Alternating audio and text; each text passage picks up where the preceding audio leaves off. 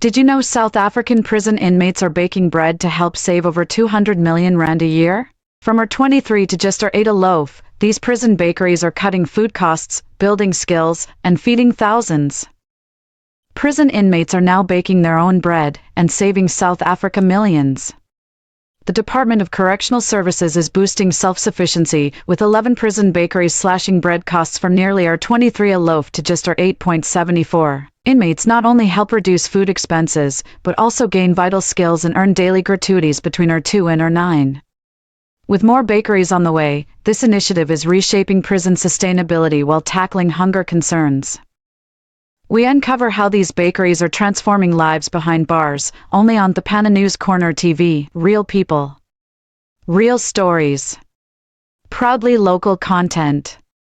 Share your thoughts in the comments and don't forget to like, subscribe, and hit the notification bell for more updates. I'm Judy Rabapaane. Stay tuned.